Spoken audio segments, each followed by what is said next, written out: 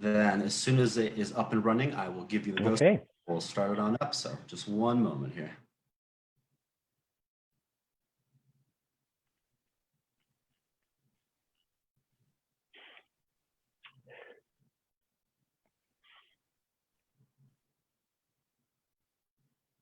Okay, and we are live. Okay. Well, hi, everyone. Welcome back to another edition of Town Hall from Home. My name is Brian Egolf.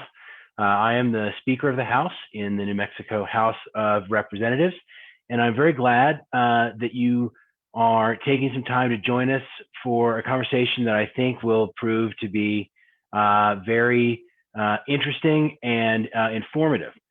Today, we're talking about school this coming fall and what the plans are, what parents' options are, and what we can do to help make a return to school, a return to learning as safe as possible for students, their parents, teachers, and for all the staff that work at the schools.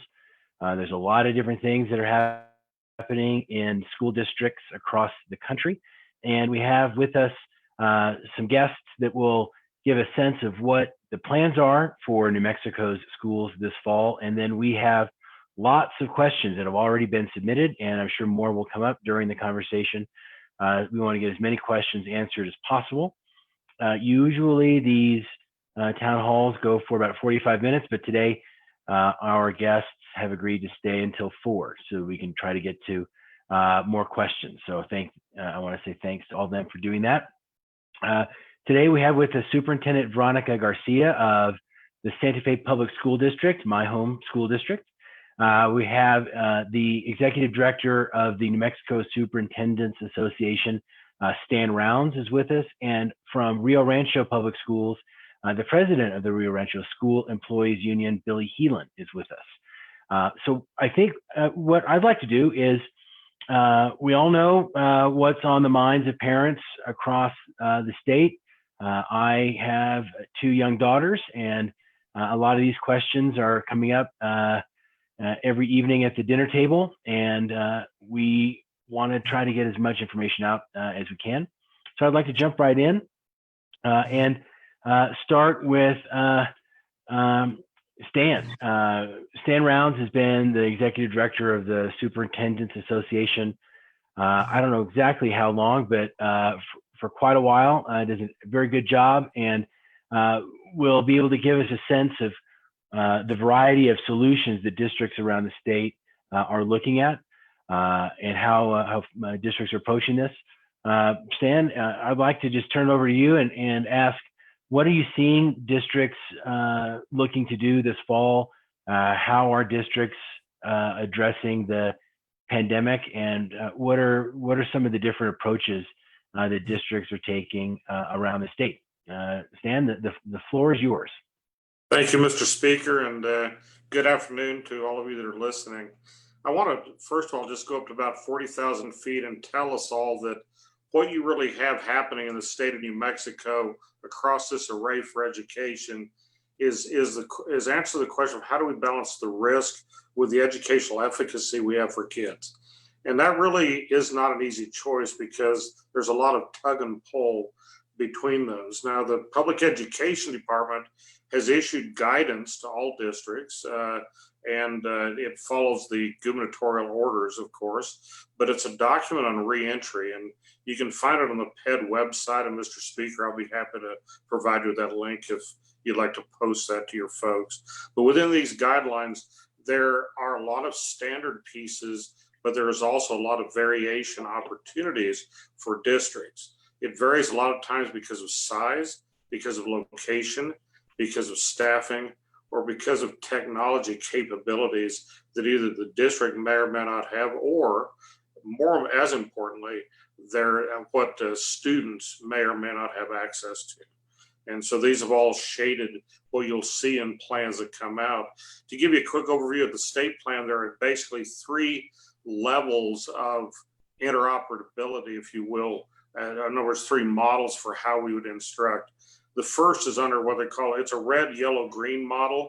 Under red, this is a time when the COVID footprint is very high, and we would not have any physical attendance in the school in the school buildings in most cases. So I'm going to call that the remote model, remote only.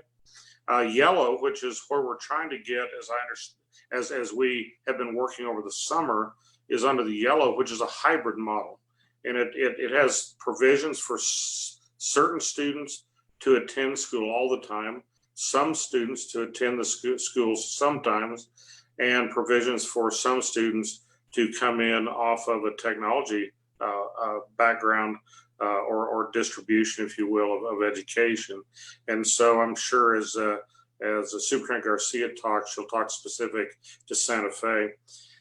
Within the state plan, there's also regional considerations. So one thing that you can assume as a parent is where you live may create certain restrictions on the model of what would be delivered under certain circumstances. COVID is spread at different rates around different parts of the state.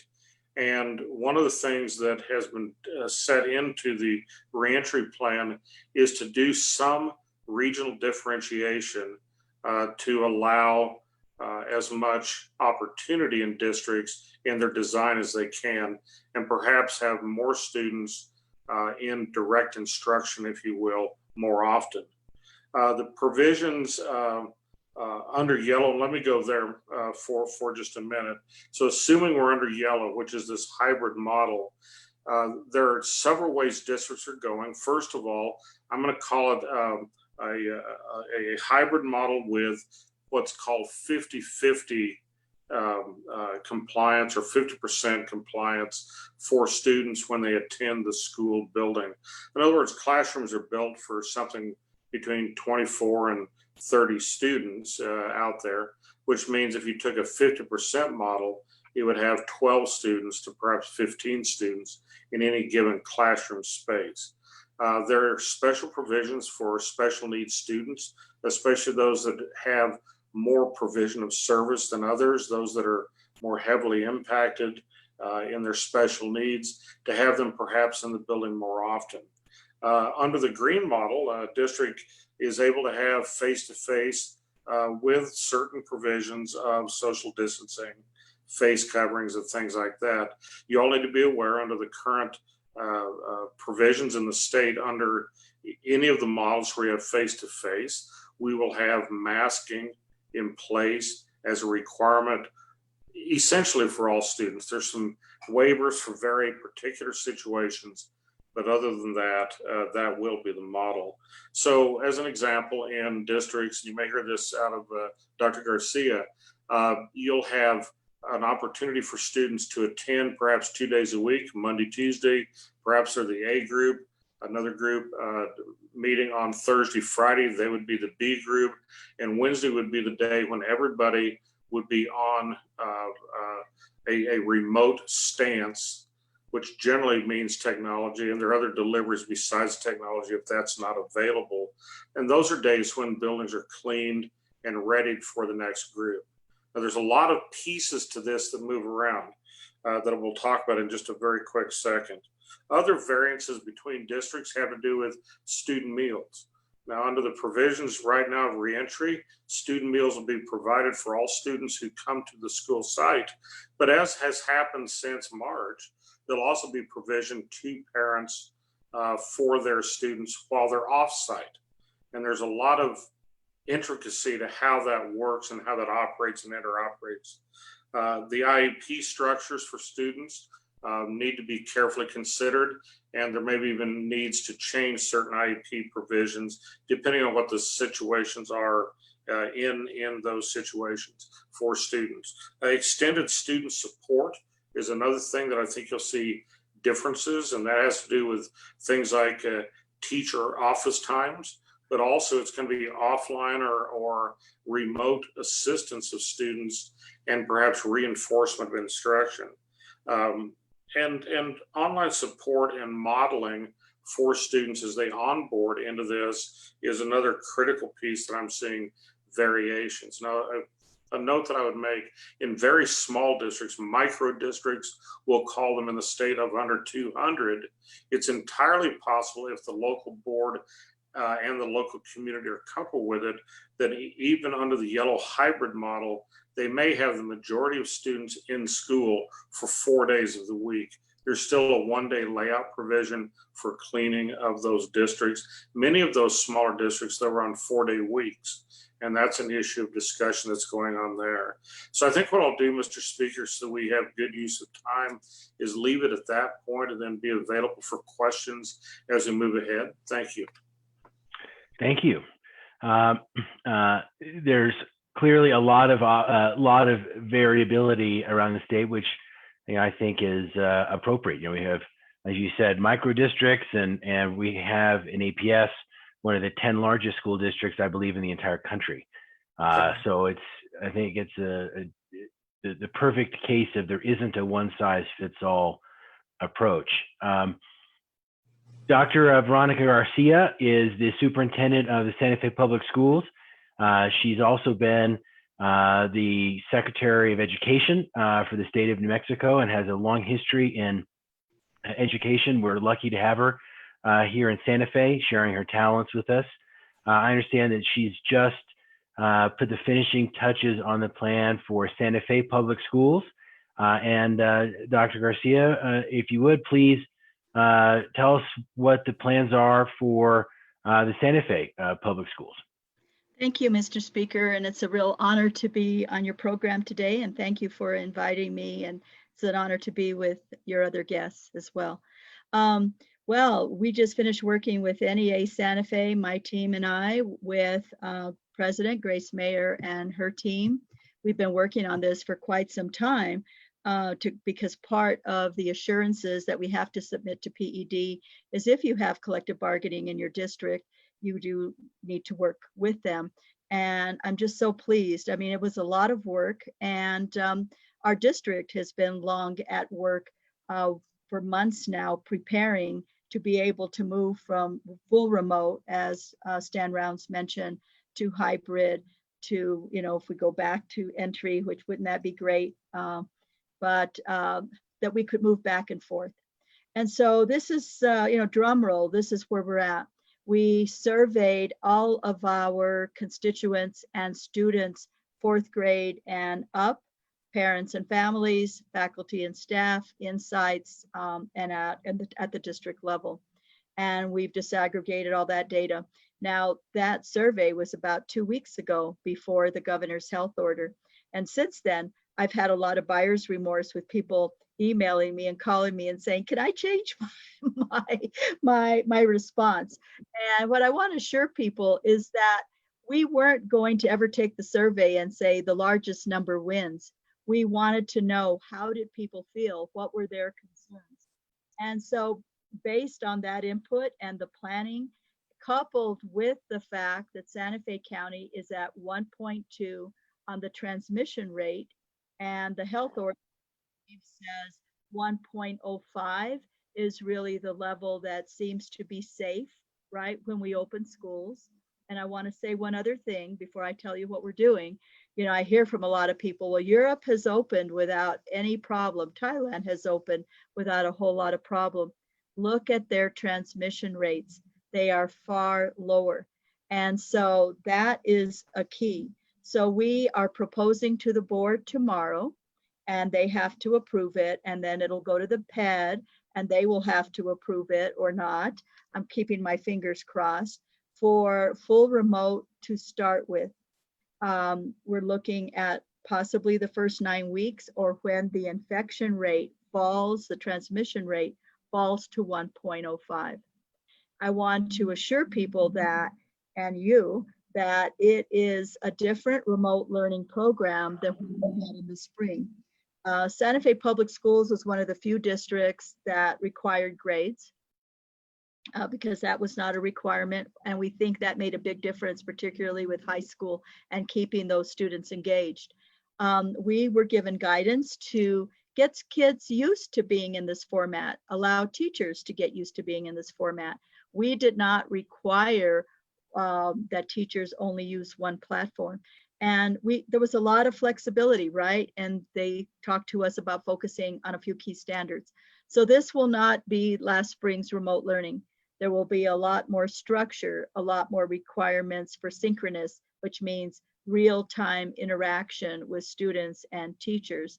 We have developed lessons for the first 4 weeks to really help our teachers if they choose to use them, to ensure that at a minimum we get 1 year's growth in 1 year's time. We have applied for the extended learning program. We'll have about 3,000 students if they enroll who will start school early. Now, when those infection rates drop, then we will go into a hybrid, but we're not going to just flip the switch and bring the whole district back on hybrid. We will be bringing in small groups first at a 5-to-1 ratio, because we need to work out the protocols with all of our schools to make sure they work. They look great on paper, but what's it like when you actually bring kids in? And if after the 5-to-1 works pretty well, then we'll bring in 20%, and then the next 20% till where we're at the full 50% on any given day. 2 days on, 1 day for cleaning everybody on remote, and then 2 days for the second group. Now, with that said, we have many stakeholders, particularly parents and families, who do not want to have their children come back in a hybrid model. And we will do our darndest to provide them remote instruction if that is what they want, and we are allowed by PED. I also have faculty and staff that, 300 of my teachers are over age 60. And if you're over 65, you automatically can have an accommodation. But people over 60 typically have something, diabetes, high blood pressure, et cetera. If they have, or under 60, if they have a medical condition, we will be accommodating them for remote. So based on my teaching staff, if I have X amount that are going to need accommodations, we will have to, if I have less families that want remote, which I kind of doubt it, we will have to say this is the only teaching staff I have based on the accommodations that we have to provide, and the rest will be on hybrid. I have to tell you that just one more thing, and because I know we have lots of questions. We had 4 cases so far of positive COVID-19, 2 with contract employees and 2 with direct employees, all within the maintenance and custodial department of our district. However, with the contract tracing, we have found out that it appears that this happened from contact outside of the district. But what we learned from this is anyone who's exposed, even if they test negative, must quarantine for 14 days. Right now, I have probably at least 8 and could be more, 10 employees now that cannot come back to work. And that was a real eye-opener. And you not only have to work with Department of Health, you have to work with OSHA. We will have to test everyone in that department now.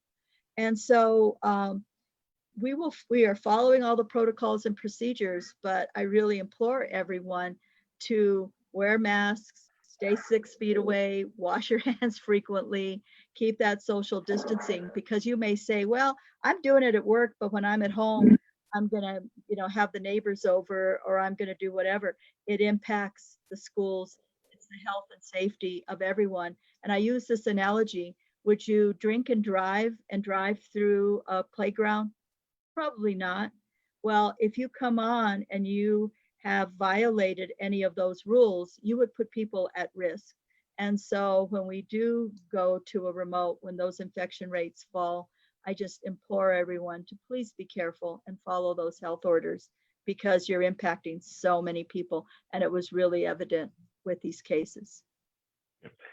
That's an excellent point, that it just takes one infection in a large organization to put the whole organization in a situation of having to pause for 2 weeks. Exactly. Even if they test negative, which was an eye-opener for me. Yeah. Well, thank you. That is breaking news. That is the first time on our town hall at home that we can say breaking news. So that's the plan for Santa Fe, and I have a sense that a lot of teachers and a lot of parents are going to be relieved at some of that. We'll get into questions, about what sort of accommodations are there for parents who are working.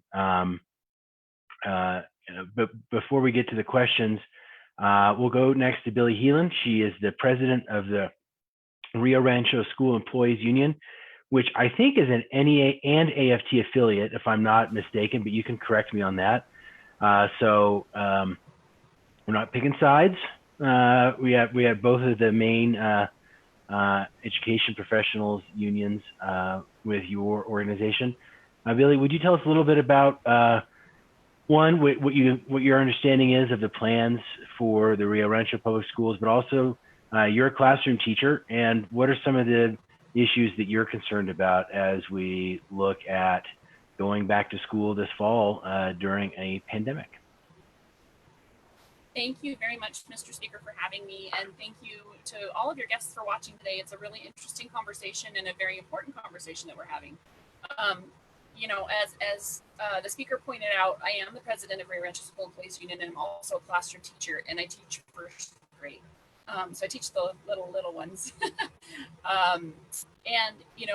In those two roles, I have multiple perspectives. I'm also a parent. My daughter graduated from Cleveland High School last year. She's actually a year before last. Sorry, she's actually starting her sophomore year at UNM now. But I watched her go through the kinder all the way through 12th grade in the public schools, and I can't imagine the heartache that parents have with this situation. I don't know what I would do if I was in their shoes at this point.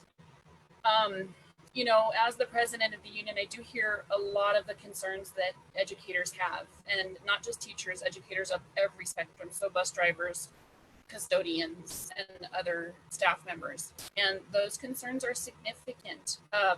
Dr. Garcia made the point that of our aging educator population, and I read a statistic the other day that said New Mexico has one of the oldest average educator populations in the nation. And with age, unfortunately, comes fragility as well. And so that fragility means that we have employees who are facing just on a normal day health concerns. And so asking those folks to go into a potentially dangerous situation for their health, we have to take into consideration a lot of changes that need to happen.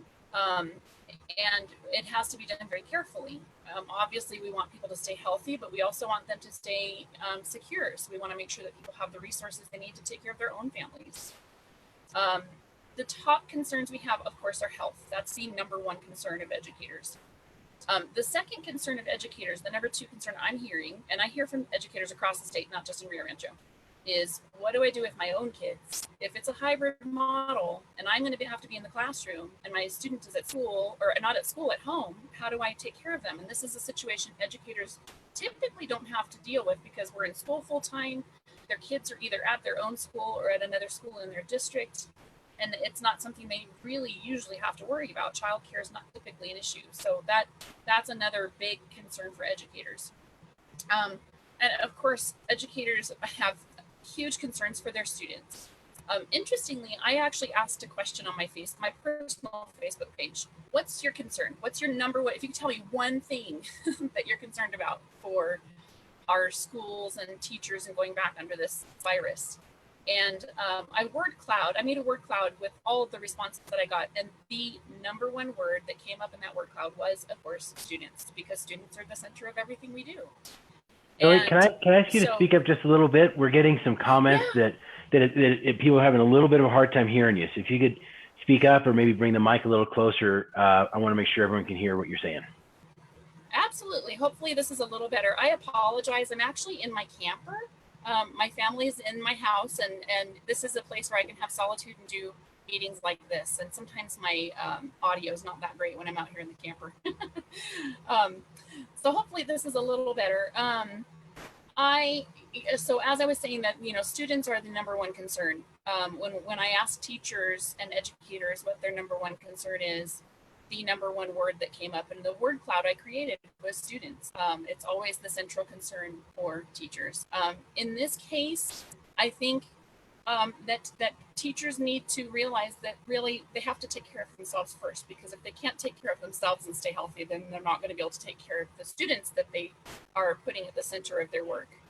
And so I think we need to be very careful. In Rio Rancho, we've been very fortunate. We have a terrific collaborative relationship with our district. And so with the guidance of PED, of course, asking districts to work with the unions, we've had a great success in working on not only our negotiated agreement for everyday school, but also working on reopening plans. And I'm sure most of you saw the news already about Rio Rancho's school board meeting the other day and the options that they're giving parents. And one thing I really want to emphasize, I think there's a lot of concerns from educators about going back to school with numbers the way they are right now. And Dr. Garcia talked about this too. All of the plans that we have, all of these districts are making plans for when we go back. It may not be that we go back immediately. It all depends on the numbers. And, we rely on the state, the governor and MPED to make sure that we're doing things responsibly so that when we do go back to school, it's in a safe environment. So educators have lots of concerns, but I think that leadership from the top all the way down to the very closest people in your district, they're all working really hard to make sure that educators stay safe. One of the beauties, though, is that we do have a lot of people who you can call when you have concerns about going back to school. And we're fortunate to have a couple of unions who are very responsive. So I encourage any educators watching today to reach out to your local and reach out to the state unions and always be ready to ask questions and find ways that we can do this safely. Thank you. Thank you. And we've got lots of great questions. A general question, this might be for Stan. Also, before we go to questions, I want to welcome some of our House colleagues on Facebook today. We have Representative Marion Matthews is joining us from her district in Albuquerque, Representative Willie Madrid from Chaparral, New Mexico, and Representative Matthew McQueen from Santa Fe County is with us. The first question is, are the schools, are the districts making the decisions on how they should proceed? Is it a decision of PED? It sounds like it's a district decision with the approval of PED, but could you give us a quick snap on who is the decider on how districts are approaching reopening? Yeah, so at the end of the day, the district has the primary responsibility, but it goes through this sieve. The governor's orders prevail. So if the governor says that we will not go back to school, no district is able to go back to school. That prevails. Secondly is Department of Health. And you heard several people discuss what the numbers are doing. What are the projections? What are the environmental issues? That was the regional issue, by the way, I raised in my little presentation, that it may differentiate region by region as numbers ebb and flow as we go through time. But ultimately, here's the rule of thumb. A district must comply with those two, but then they must do their planning and they have the right to plan themselves. As an example, in Hatch, New Mexico, I talked to that superintendent yesterday. He and his board were worried that because we're under provisional of the hybrid model, they were hesitant to go to hybrid. They wanted to go instead into a remote model to start with. That's allowed. It meets the requisites, and then it goes beyond that. It has less contact, and so that's okay. Now you're going to see, Mr. Speaker, 89 different game plans because every district is in its own unique situation. And so I would tell the folks online, you'll need to touch base in your district and get more precise information. I know we're working hard at communicating that, but did that answer the question? Yes, absolutely. Thank you. Do we know yet, by the way, what APS, they're the biggest district in the state. Do we know yet what their plan is for the fall? I have not seen, Mr. Speaker, their final plan. I know they've been working diligently at it. I do know they published some of the plan information out to other superintendents, but I frankly don't know if their board has adopted that yet or not. Dr. Garcia, you might know. She's saying not yet. Okay, so that is So Santa Fe Public Schools beat APS to the punch. Beth, boy, I hope I'm pronouncing this right. It's either Beth Wojan or Wohan. She says, what do districts and teachers need from parents so that students do not fall further and further behind? How can parents help make remote learning work? And what did teachers learn from last semester's remote learning experience that could help parents be supportive of their kids' education? Dr. Garcia, do you want to take a crack at that? I'll give you a few sentences and then my colleagues might want to add to that. I feel that we learned a lot, and that is that we need to provide more training to parents in English and Spanish, and how to use, and we also learned that we had multiple platforms that drove them crazy. So we're trying to do everything we can to make it simpler and easier for them. That was a big takeaway. And, not all parents can help their students, but I can tell you the basics. And that is, read to your kids, have opportunities for them to read, at those younger grades. That makes such a difference. And really talking to your children while you're cooking, building vocabulary, and, when you're going for a walk, naming the trees and naming the flowers, and all of those things, those experiences make such a huge difference. We're not expecting our parents to be teachers. It's very frustrating. As a matter of fact, you ask any educator that wants to try to tutor or teach their own kid, it is really tough to teach your own child. So let us do that. You support us by making sure they're doing their homework, that they're checking in, but also you can help us by letting us know if your child is depressed, disengaged, is really not benefiting from it, and start with your teacher. But if your teacher is not responsive, then go to your principal and just work up the chain, because we are here to serve you and to support you. And we want to be good partners with you in helping your kiddos. I can just say on behalf of parents, I do these town halls from home because I actually am staying home. My wife has been going to work every day, so I've been the stay-at-home parent. And nothing does more to make parents appreciate teachers more than putting the parent in the role of a teacher during remote learning. Also, what you're saying about consistency of platform is so important.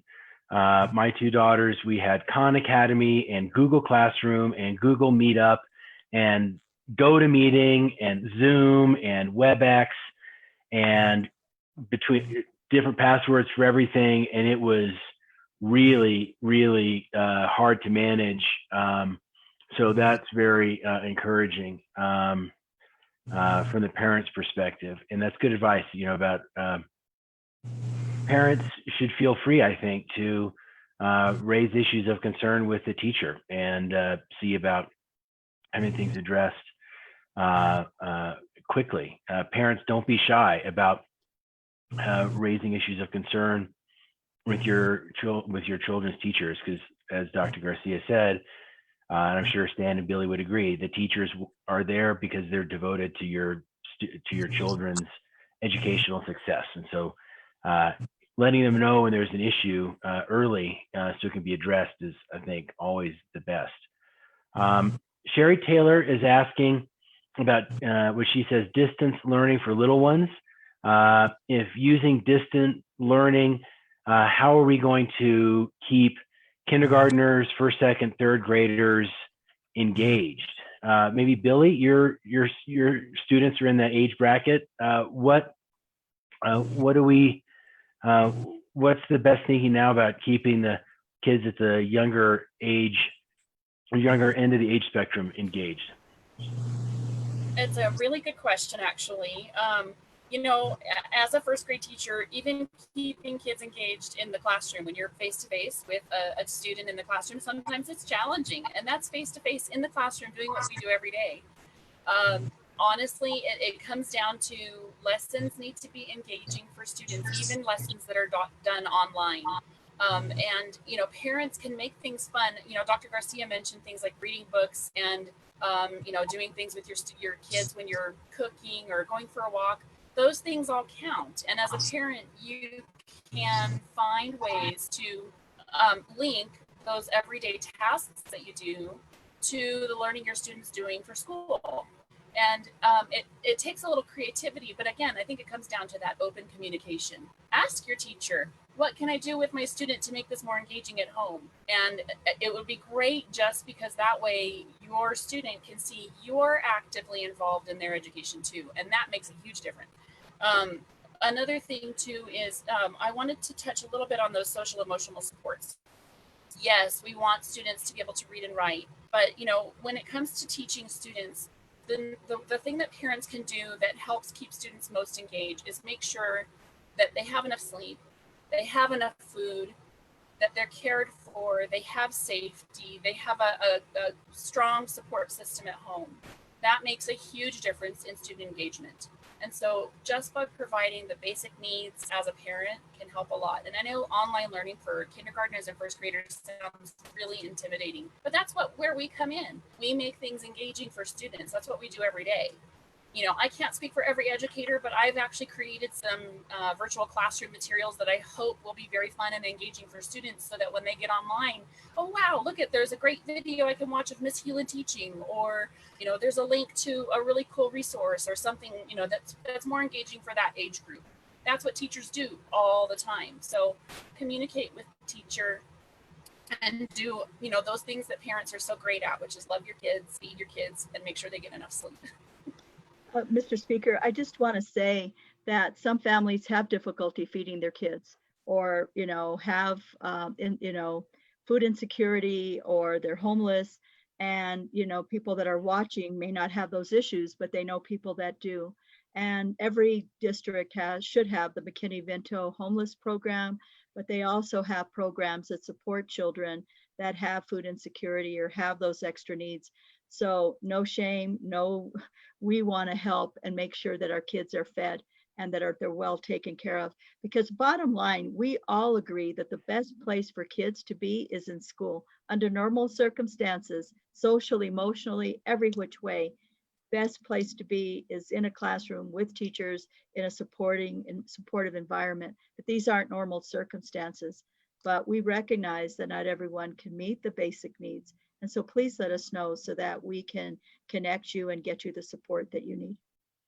And I think, as we go to the next question, I should take the opportunity, one, to say thank you to Santa Fe Public Schools, but really the districts all over the state for the incredible and the quick work that was done to make sure that meals were provided to students even when the schools were closed.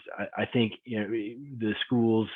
I think every school district in the state goes on spring break at the same time. I'm not totally sure about that, but I know that the first week of spring break started the Monday after the governor on Friday announced school closure. And even though the schools in Santa Fe and elsewhere were planning to be closed for spring break, I think you got meals out to students on Thursday following the governor's announcement here in Santa Fe, maybe even quicker than that. And the work has been kept up. And, I know from driving around and being around town that there is a high utilization of the meals. And it has really been impressive to see how well the districts did on that. Mr. Speaker, it was on a Monday, and I remember being on the phone when the National Guard was bringing the trucks, and our food service people and maintenance people were unloading trucks at midnight on Sunday to have breakfast and lunch for them on that Monday of spring break. Right. It was incredible. Wow. I could not believe just the commitment of our staff, and not moaning or groaning. They were all in that late at night unpacking those trucks to make sure our kids got fed. Yeah, Thank you for made a huge noticing difference. that. Thank you. So I'll let whoever wants to jump in and answer this question, jump in. We have a lot of questions in the comments about childcare. So when there's remote learning, it means that the kids aren't in school, that they're at home. So for parents who need to work, who are working, who aren't able for one reason or another to stay home, work from home. What is being looked at? What's being discussed to provide support for parents who have a real hard time or an impossible time staying home with their students for remote learning? Well, I want to kick it off, Mr. Speaker, if I could. It depends on what community you're in. There's some communities, especially the smaller ones, they're basically bereft of the ability to support, and they're scrambling, to be honest with you, to make sure that happens, because we all recognize the need for childcare, but that one-off, that next step is a problematic. I know that the early childhood division that was recently enacted and brought on as part of that solution, they've rallied to bring their support network into that, and they're working hard to try to answer those questions. I think as you move into the more metro areas, you have better resiliency, more opportunity, more capacity, but you also have more people. And so I know that I suspect that'll be one of the more pressured up areas.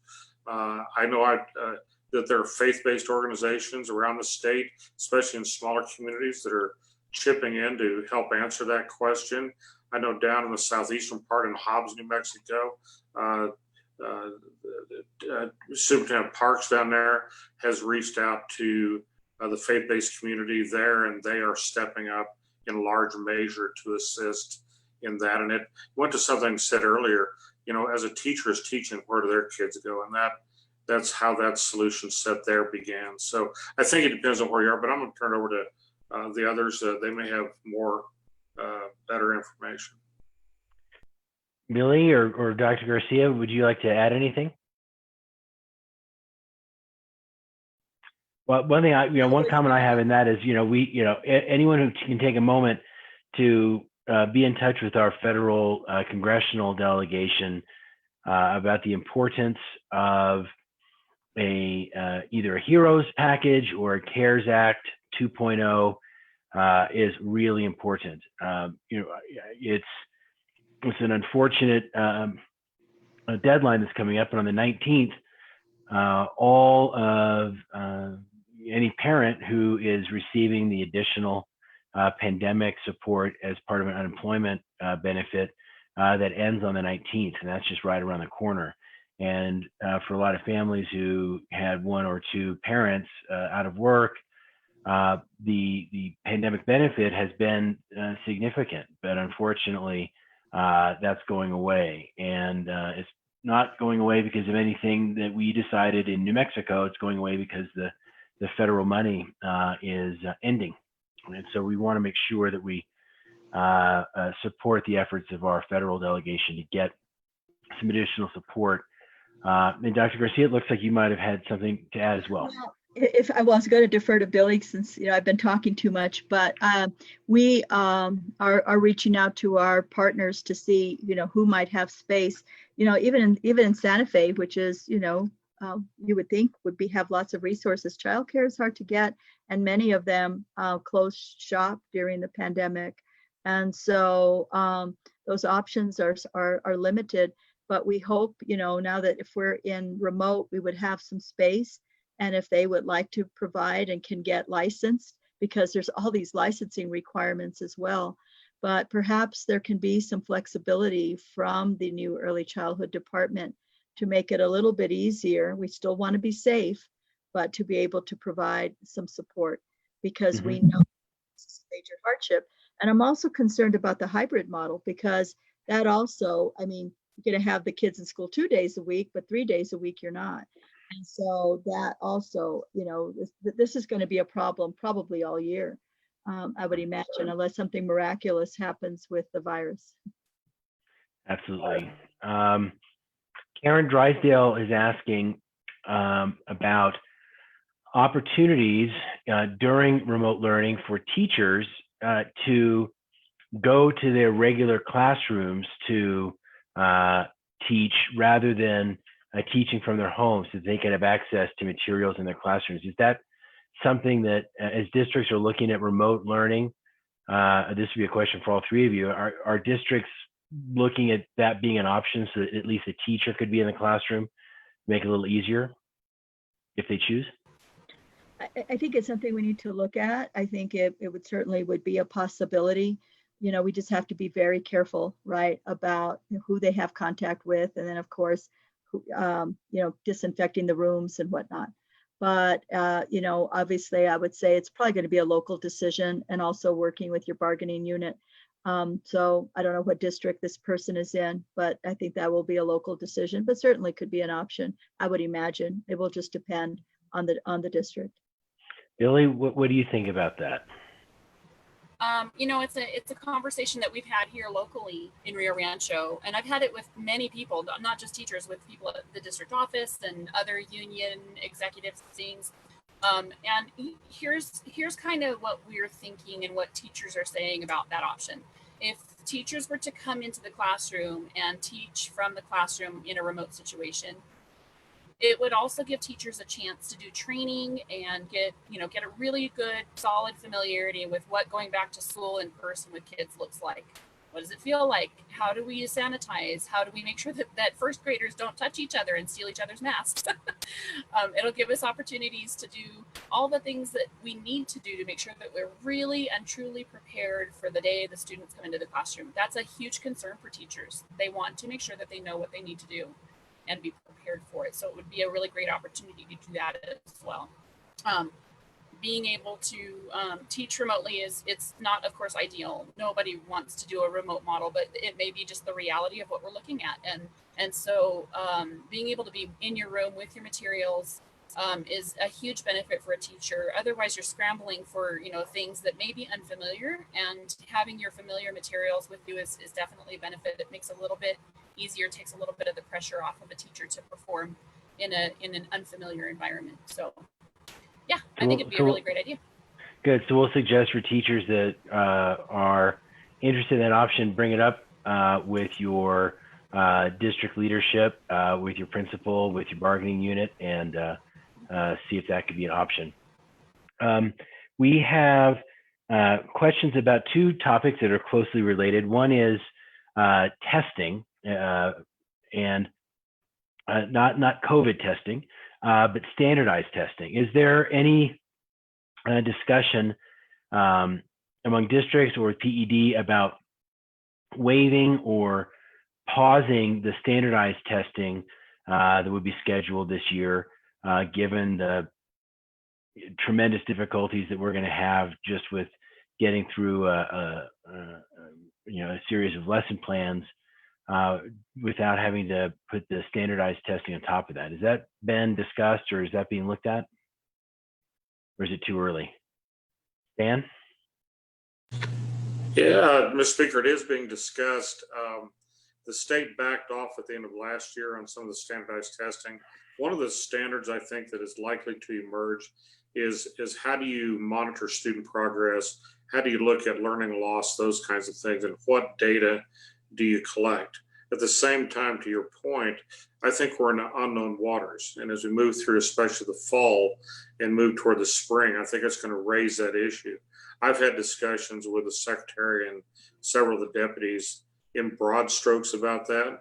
And we've urged them to consider, to contemplate changing some of the things that are in place today. But I'm not aware of any final determination. I would reach out to someone else to see if they have any further information. Santa Fe Public Schools intends to do formative assessment at the beginning of the year so that we can look at skill gaps and try to focus the whole district on some remediation and getting kids back up to speed, because kids lose things over the summer, lose content over the summer. And then we will be doing formative testing again mid-year and at the end of the year, so that we have some sense whether we have the state standardized assessment or not. But I do, I'm with Stan. I don't think that a decision has been made on that yet. Mm-hmm. Also, we have lots of questions about a different kind of testing. That would be COVID testing and masks or temperature checks. Are there, I know that some of the summer camps that have been operating, at least in Santa Fe, for the children, that arrive, they have the 5-to-1 ratio. They take the temperature when they arrive, do a quick health survey.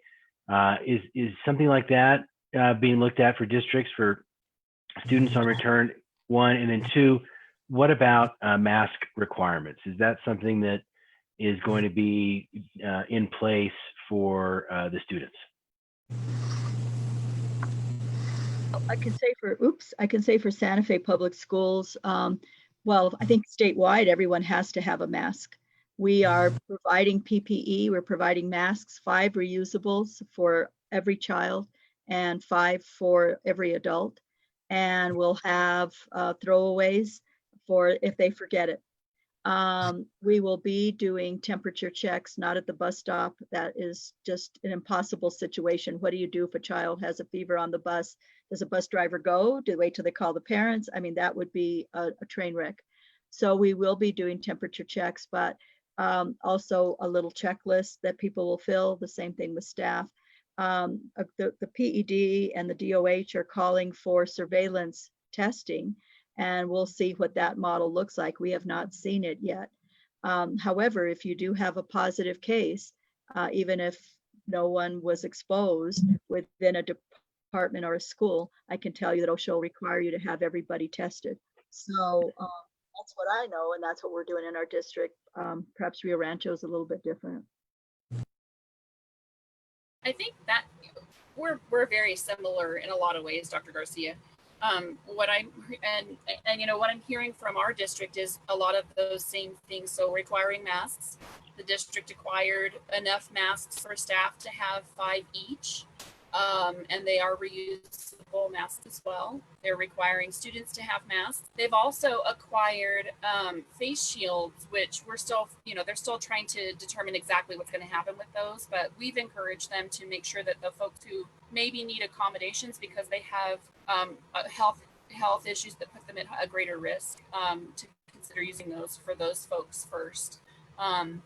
There are lots of considerations, but we're the district here. We're following all of those guidelines from the Department of Health and the New Mexico Public Education Department too. And then on the topic of masks, are schools, hopefully, as students begin to go back to the actual school buildings, is the plan for the students to come with their own face coverings? Are they going to be provided by the school? What is the plan for that? We're providing 5 for each student, 5 reusables for each student, but every district is a little bit different, I think. Yeah, and the broad scope around the state, the PED initially indicated that you could treat it as like a uniform situation, ask parents to supply those masks and fill the gap in the most extreme. But I think most districts are aligned with Dr. Garcia and what's happening in Santa Fe. Most folks see this as an issue. The issue of face shields seem to be moving in many cases toward pre-kindergarten and kindergarten students because the ability for them to see lips, face, those kinds of things are important. And so I think that remains to be seen.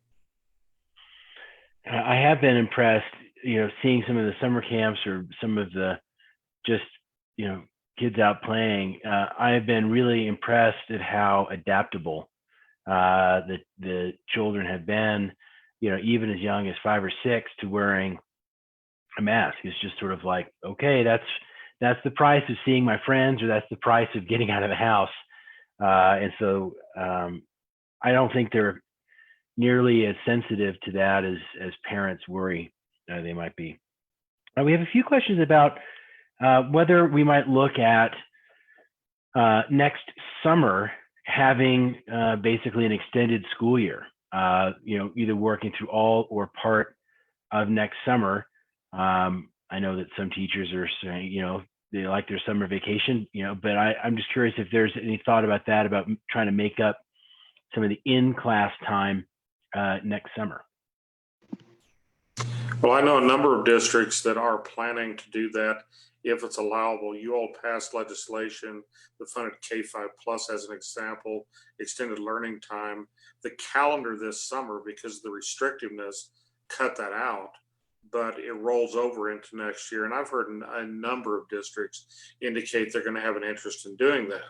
I think part of it, though, is going to resolve itself around what does this year ultimately look like as you're moving toward next summer. And I'm not sure what that looks like. And there's a lot of unknowns right now about when would the school year end. I know in a number of districts I've talked to, they're planning on ending not until the first week of June and getting a later start this fall. We applied for extended learning and we'll have it at the beginning. We're starting July 27th. But here's the kicker. We worked with PED and they would let us expand as much as we wanted because I know I couldn't do full district because you all gave us funding for that. But out of 13,000 possibility, we only had 3,000 takers. And I've still got to look at the faculty and staff. Out of 900 teachers, I think we had 90 that were willing to work those extra days. And every time that we've tried to do this for K-5 plus and extended learning, both from the family side and the faculty and staff side, I've not had universal buy-in. So that, continues to be a bit of a concern. So I don't know if at a state level, the strategy should be to add a few days at a time and get people used to a longer year. I know that it's expensive too.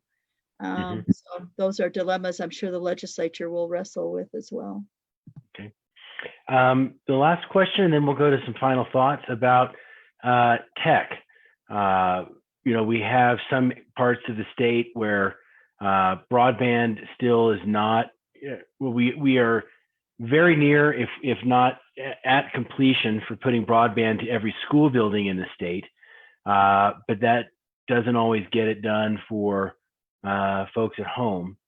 Stan, could you maybe tell us a little bit about what some of the local solutions have been, either in the past or going forward? One for internet access into homes that don't have it, and then also, not every family has a spare iPad or spare Chromebook or spare computer for each child in the house. What might be some things that different districts around the state are looking at for technology and internet access? So I've been really impressed with district's response. Cuba, New Mexico, superintendent there saw this coming on the early end of it, had a Chromebook for every student, and where they did not have a connection, they were loading the Chromebooks with lessons and then came up with a strategy for that to go in and out. You can go down to the Gadsden Independent School District. He just completed putting out a one-to-one computer, but handing out hotspots for those areas where it's harder to get to. You go to the west side of the state, especially on the Navajo Nation, there are considerable challenges there. Cuba touches part of that. That's why I use that example. But I do know that that's continuing to be an issue. Certainly, we are closing the gap between the haves and have-nots on technology. We're not there yet. And I think that's going to be continued work we're going to have to do. Before we go to final questions, I was visiting some of my colleagues from Nevada and Colorado, and they are experimenting with equipping school buses as Wi-Fi hotspots and making arrangements. Some parents will basically, either park a camper or park a car near to a school bus, and that's been somewhat successful. There's other logistical challenges that come up along with that, but that I thought was an interesting approach. In fact, the Bluefield School District did that. They sent their with wide area platforms. Yeah. Our educational technology note, thanks to the voters of Santa Fe County, allowed us to have a Chromebook or an iPad for all of our students. And we have, I would say about 96% have internet access. We also use hotspots, but if you don't have cell service in a certain part of your community, a hotspot won't work. So we have between 200 and 300 students that we're going to have to figure out how we continue to connect with them. And they will be high priority when we phase back into hybrid. Well, in a district the size of Santa Fe, for you to be narrowed down to 200 or 300 students out of your entire student body, that's tremendous progress. And I promise, I know I have a statewide constituency as speaker, so I don't mean to just be like leaping praise or heaping praise on Santa Fe Public Schools. There's districts all over the state that are doing a great job. So let's go just for final thoughts. Stan, do you have any last words before we wrap up this afternoon? I think the biggest thing we can do, New Mexico is known for working together through problems. And I'm amazed at the resiliency we have in the state. I just urge the parents and others out there, if we work together, we are going to get through this and our kids are better off for it. Thank you. Thank you. Dr. Garcia, any final thoughts? Best place for kids to be is in school. Wear your masks, socially distance, wash your hands, follow the guidelines, get those infection rates down so we can come back to school safely. Amen. Billy, final thought? Just, encouragement to teachers. I want to kind of reiterate what I said earlier. I'm fairly involved at a state level and a local level with planning for reopening and just general education issues across the board. And I can really assure you that everyone in leadership, from the governor all the way down to the teacher in your next door classroom, every single one of those folks is very invested in making sure that students get back to school. And I really encourage you to reach out to folks in your community and reach out to your leadership and go straight to the source when you want information. That's great advice. And so as we wrap up, to reiterate, the teachers in your students' classrooms, your principals, the folks in the district office, your superintendents, everyone at the public education department, are all invested in student success. And as Stan said, the stick-to-itiveness and the can-do spirit of New Mexicans is real, and it has been put to the test. You can't imagine how many little problems and big problems arise when we try to reinvent the system that delivers education to our children in real time. We made the comment, it's like trying to repair the engine of a 747 as you're halfway across the Atlantic. And we learned a lot in the spring, and those lessons are being put into effect now. If you have ideas for how your student could be performing better or getting a better experience during remote learning, as all of our guests today have said, speak up, reach out to your teacher. That is the most direct way to have influence in your child's education. And I find comfort, I hope many New Mexicans find comfort in knowing that we truly are all in this together, that no one has the solution to every problem, but if we all come together, we can fix any problem and find the solution that we need. And we just need to know what the problems are so we can have a chance to try to fix them before they get worse, and hopefully we can make those problems go away and turn those doors into windows and make a good outcome for students. And the other point that Dr. Garcia raised is completely the center of everything that we should be thinking about, which is get that transmission rate down. The best thing that we can do is wear a mask, encourage everyone around us to wear a mask at all times when you're outside of your house. And that is the best way that we can lower the transmission rate, slow the spread, and then begin to have kids back in school, be back to in-restaurant dining. And these restrictions are not put in place because folks like putting restrictions in place. They're being done to try to keep our hospitals from being overrun with COVID patients. These restrictions are being put in place to protect people from catching this virus and having a bad health outcome or passing away from it. So wearing your mask is much more about respect and care for your neighbors and for your community than it is to protect you as an individual, although that is a part of it. So please wear the mask. That's why our friends across the ocean in Europe are able to be reopening, is because they had higher mask utilization. That's why Japan and South Korea are able to reopen. That's why New Zealand is COVID-free, is because they stuck to the masks, they stopped the spread, they did testing and contact tracing.